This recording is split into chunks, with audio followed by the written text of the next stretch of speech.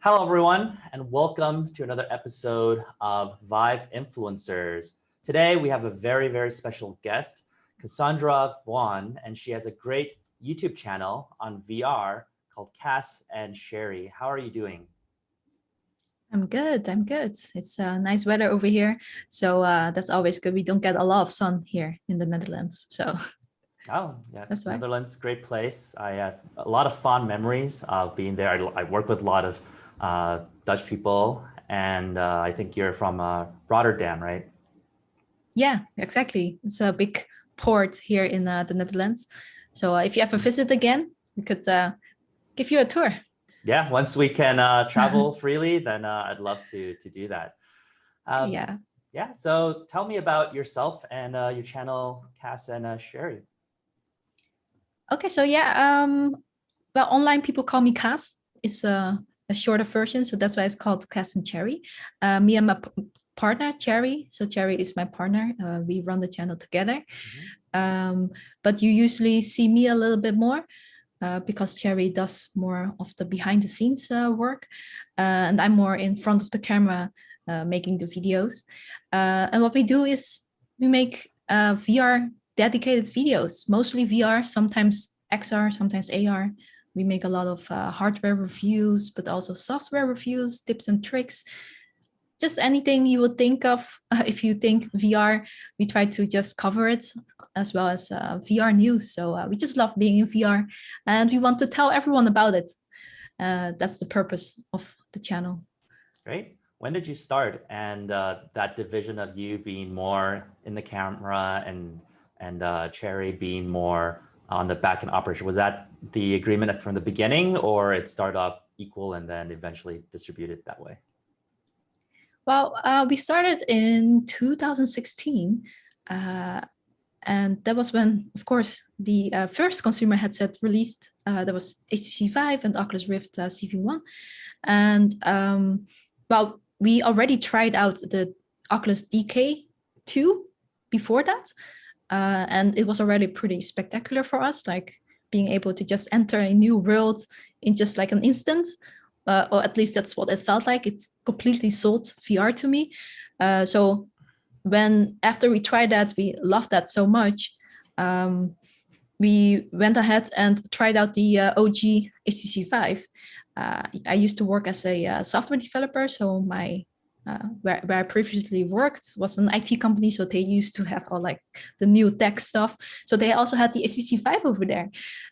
So I was telling Chary, okay, we really need to try it out because I might want to just invest in it or just buy it because we were students back then, so the $1,000, I don't remember how much it was pretty much a lot of money.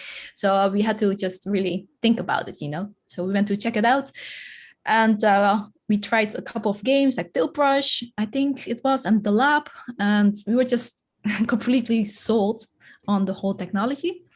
So well, after that we bought the headset, CC5, of course, and we were just doing a lot of research, trying to find games to play and just software tips, but we could not find any information online because it's such a niche and so new.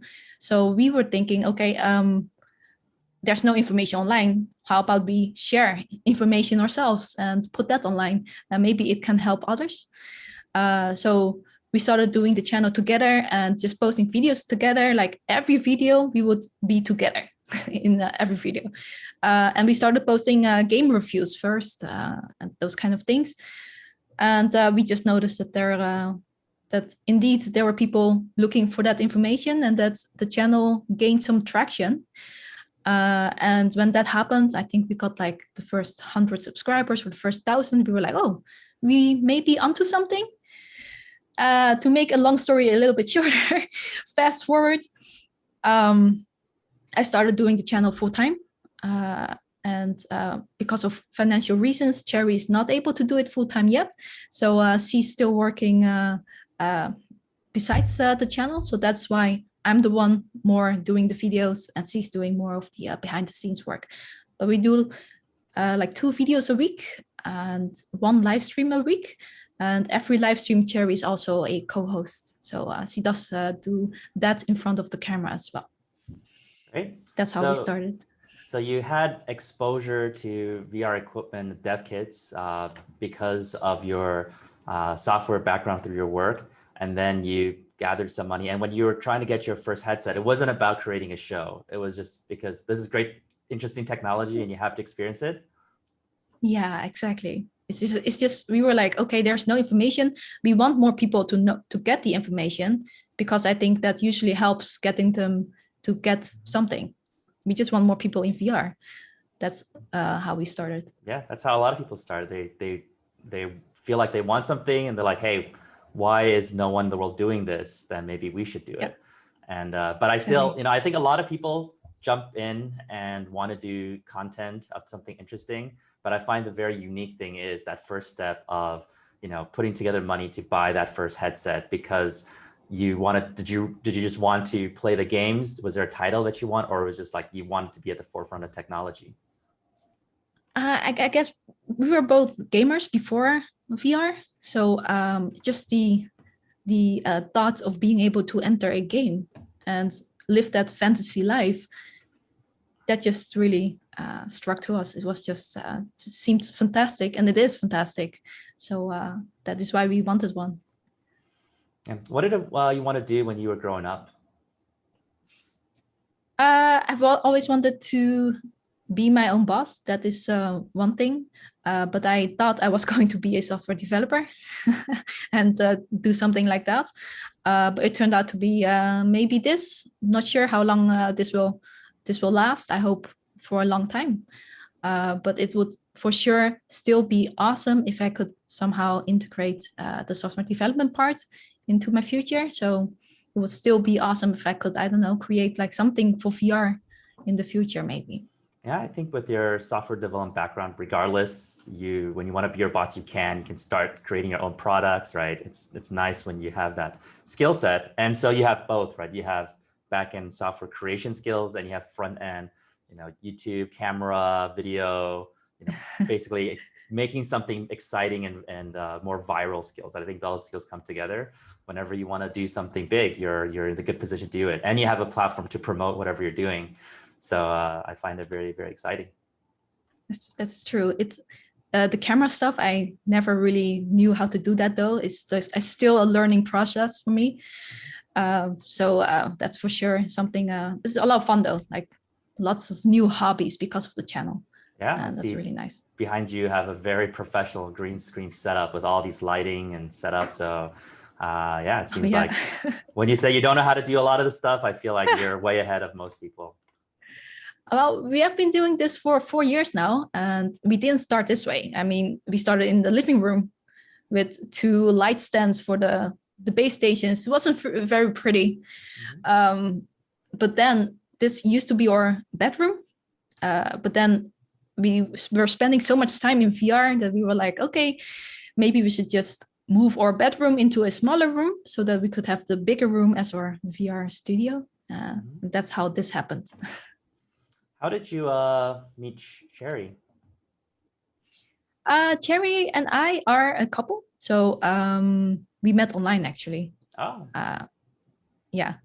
A long time ago actually already. So that was really cool to meet someone online, because as someone who are into girls, it's mm-hmm. really hard to just go on the street and find someone. Yeah. So online is kind of the thing, you know. A little bit of a shame that it's not in VR. That would have been an amazing love story, but VR wasn't there back then. So. Yeah. And how long have you known her before starting this with her? I think 2 or 3 years or so. Yes. And last year, a couple of months ago, I proposed to her using VR. Wow. I made a VR game. That included our memories. It was like a memory palace, you know, so Chary could like walk through the experience and she would see like little orbs, I guess, that you could pick mm-hmm. up with like a little drawing in Dilbrush. Mm-hmm. And she could pick it up and look at it. And I kind of lied to her because I said to her, yeah, we need to make this video. There's this developer who wants us to review this game. Could you please go inside and check out the game? And so she didn't know what was going on. And when she wears the headset, she has a bigger nose than me. She cannot look through the nose gap. So I was able to do like decorate the house and everything while she was wearing the headset. So that's how I proposed to her. She went through the whole experience without knowing what was going on. And the further she went, she saw the memories, and she would kind of get like hints of what was going on. And eventually she would take off the headset. I was on my knees proposing. Wow. So she didn't see that coming at all. No, we actually have a video on it on our channel. No, she wasn't expecting that at all. It was a really beautiful way to like share your memories that way. It's really cool. Wow, that sounds amazing. It's hard to follow up a question with something like that, but I think going into the future, what excites you about 2022 and for yourself and for the world in general? Well, of course, if you ask someone who does all of VR only, I'm just very excited about the possibilities in VR. So like the story I just told you, I mean, VR is such a great medium to make memories last as well, or to learn, because in VR, I think you have like a different, like in VR, when you experience stuff, it's like you're experiencing it. So it goes into your brain like a different kind of, I don't know, like an experience, I guess. So it's different than from reading a book, in my opinion. So if you learn something in VR, I think it makes a lot more impact. So that's why I think maybe in the future, hopefully maybe next year even, I don't know, that we'll see VR more in schools and stuff, and that the kids are learning in VR and that they pick it up much faster that way. I'm really excited for the educational part of VR. Great.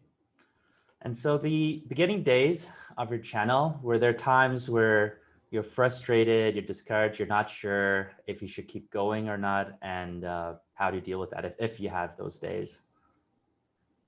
Well, I think everyone has those days, but yeah, us too. Especially I think in the beginning, we had a lot of comments about the accents. And because I think I look Asian, so people usually kind of think I have an Asian accent or something. There's just some stuff that you then get as a comment about that, which wasn't very cool.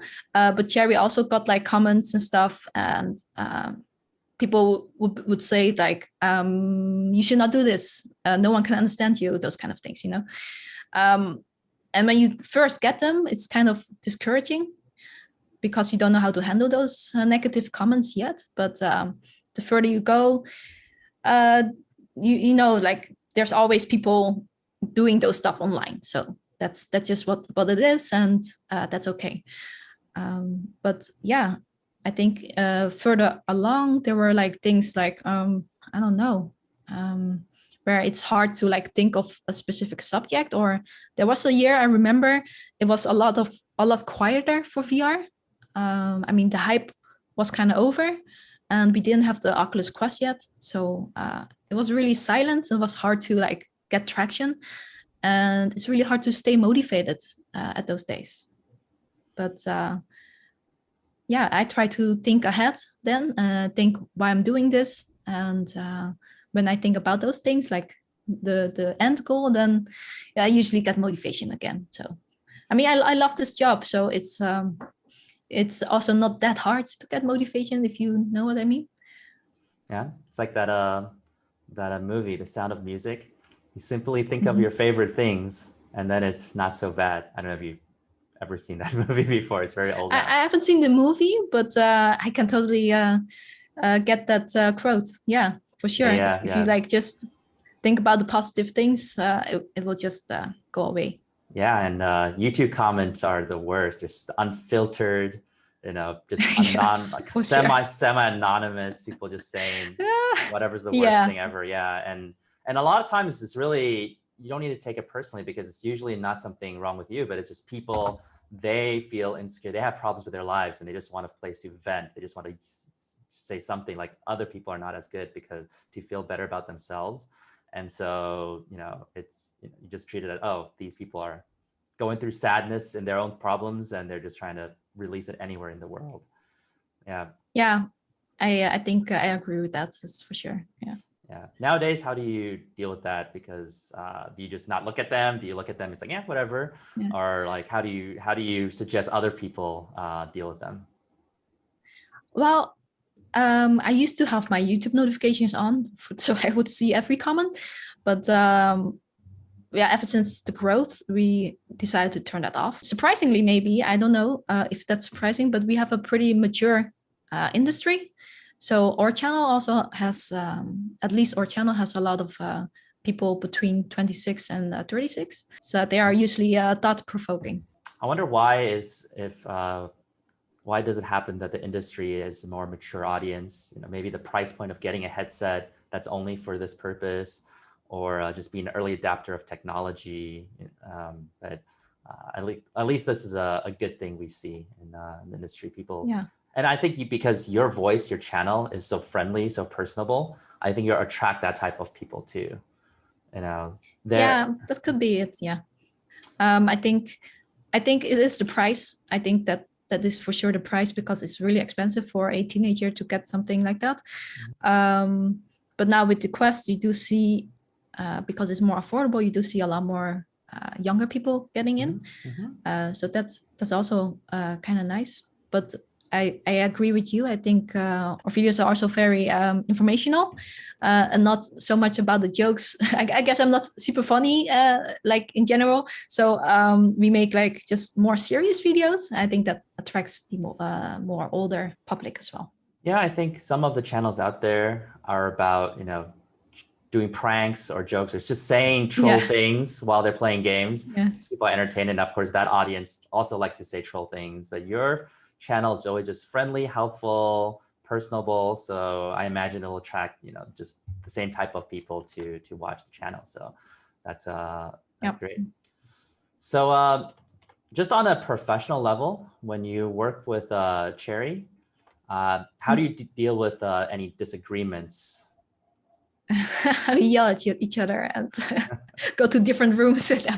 Well, honestly speaking, yeah, it's not really that. It can be challenging sometimes when we have a difference in opinion. She has this kind of Latina, how do you say it? Latina angry vibe when she gets angry. And more confrontational. And then, well, more like fiery. She has a lot of fire. Okay. So then it can kind of, get a little bit louder maybe. But usually we're both passionate about what we do. So usually we just continue working. And then after a while, when things have calmed down, we will just talk to each other. And usually it's okay after. Yeah, that's very important. Just talk to each other. That's important.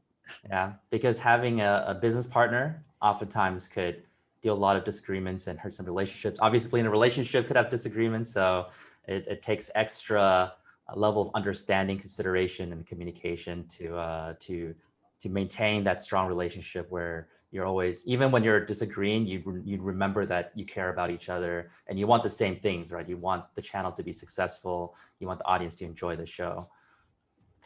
Exactly. I think that's the thing that helps a lot. Yeah. Right. Just far out, just with your imagination, where do you think VR would be in 10 years? Oh, with my imagination, I hope we'll get like some kind of full dive headset. But do you know Sword Art Online? I am familiar. I haven't watched the series yet. Oh no, you have to watch it.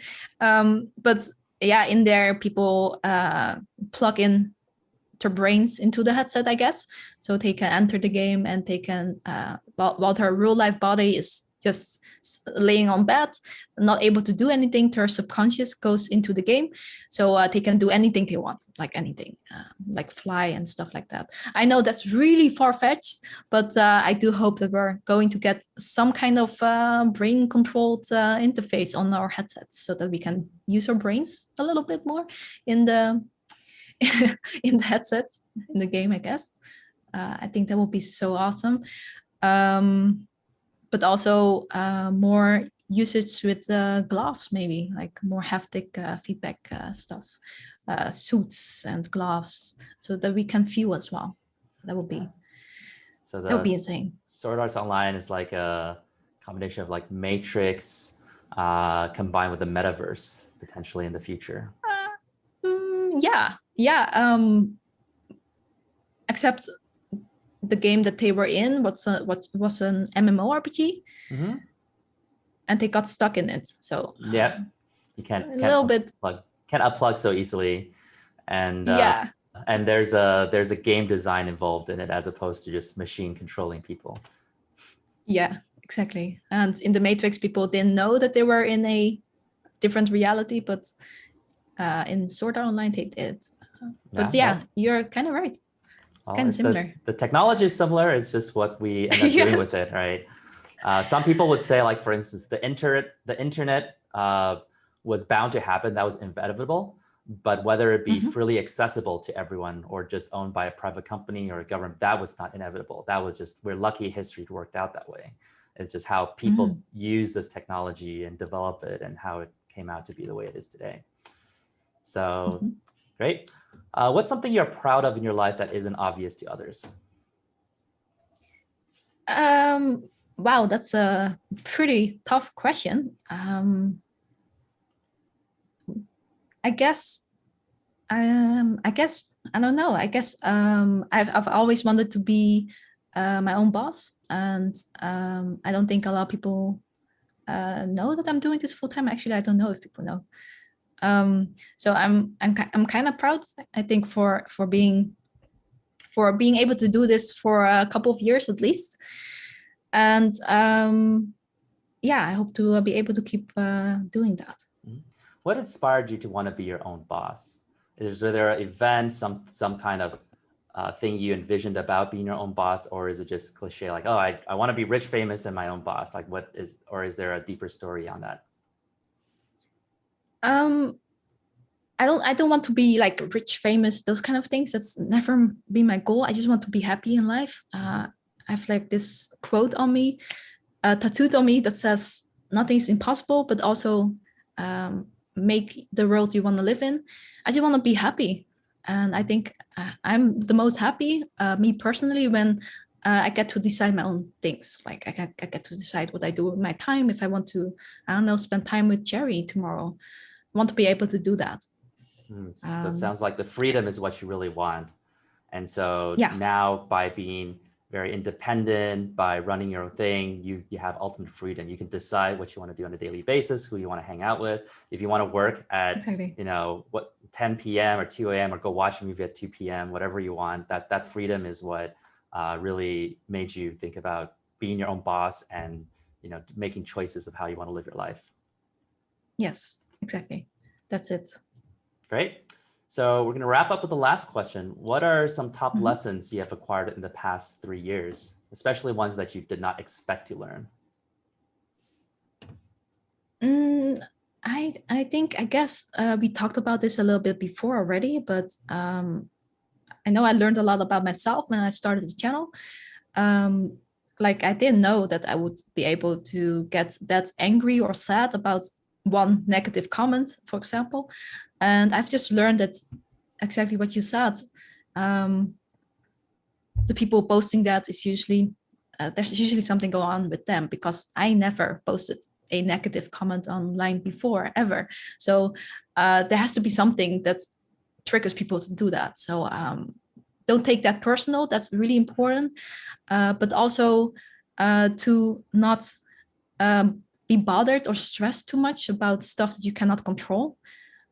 For me personally, that's, for example, I used to watch the numbers a lot. Like I would get sad if we don't get a lot of views, those kind of things. But it really stresses people out when they do that. So and you can't control that. Like once you posted a video, you cannot control whether you get more views or whatever. Except for shady ways, of course we don't do that. But so if you can't control it, then why stress about it?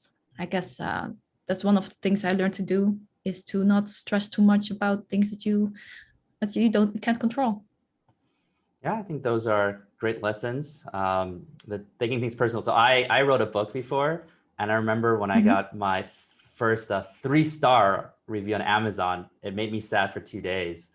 And then I had to tell myself logically, right? Because there's emotional side and logical side. It's like, no, 3 stars is not bad. 3 stars is not bad as the worst one. And then exactly, yeah. And then later, I got the first 2 stars, but I already did the exercise of like, okay, it's still okay. So I think when I first got my first 1 star, maybe a couple of years later, I didn't feel a thing anymore, because I already, went through that exercise of being sad on my first 3-star, which is kind of funny. But yeah, I think this is what every online influencers kind of goes through. If there's 1,000 people, 1,000,000 people like you, there's bound to be some people who are just trolling or saying negative things. And I think this is usually not what they teach in different places. They'll just how to drive traffic, how to get the YouTube algorithm to recognize you, right? It's very little about how to deal with the people online that are saying mean things. But I think that's essential for everyone. And then it's also a strange human thing to like you can get 1,000 good comments and then get 1 bad comment, and it just feels so much more worse than the 1,000 comments. Like it's a strange kind of scaling or something. Yeah. But you have to think, if you like just go back a little then and think about, okay, but I got 1,000 good comments, so focus a little bit more on that. That also helps if you just think about that a little bit. Yeah, it's funny because the 1,000 positive ones, we think that's normal, right? Or they're just being polite. And when one person says something, really means like that person must be honest. That's that person must say must be speaking from the heart. And we know, and get back to logically we know that's probably untrue. Like if we just like raw numbers, 1,000 versus 1, 1,000 obviously should weigh more. But emotionally, we just want to consume that 1 negative comment and then just eat it up and just mope about it. So it is an exercise to slowly grow distance towards it. And still obviously collect good feedback. You say, oh, this, maybe I can improve here. But like you said, which is the second point is so important, the second lesson, which is, hey, if you can't control it, then don't worry about it, right? If someone says, hey, the lighting is bad, yeah, sure, we'll work on the lighting, improve that, right? But if they're saying something that's really mean, that's a personal attack, and it's like, hey, I am who I am. A lot of people like who I am. I'm just gonna stay that way. Yeah, true. And I also think you just cannot please everyone. That's just the case. So that's also something you cannot control. Yeah, I think that's a physical law fact. Like you just cannot please everyone. Yeah, and great. Good thing too, because that would make life a lot less interesting. Yes, absolutely. Then everyone's just mindless robots, just saying nice things to each other. Yeah. Exactly. Great. So we're about to wrap up. Are there any things you still want to tell our audience about you, your show? Feel free to plug anything you want. We're just here to promote you and inspire others. Cool. I want to say thank you for doing this. It's really awesome to see HTC5 reaching out more to influencers and talking to them, because we all love HTC. So we hope you come back to the consumer market one day. Well, I guess if people want to visit us, they can go to youtube.com and then find Cas and Chary VR. That's where you can find our channel. I hope you like our content. Great. All right. Thank you so much for your time. Really appreciate it. And look forward to see more amazing videos coming off your channel. And yeah, feel free to reach out for us for anything.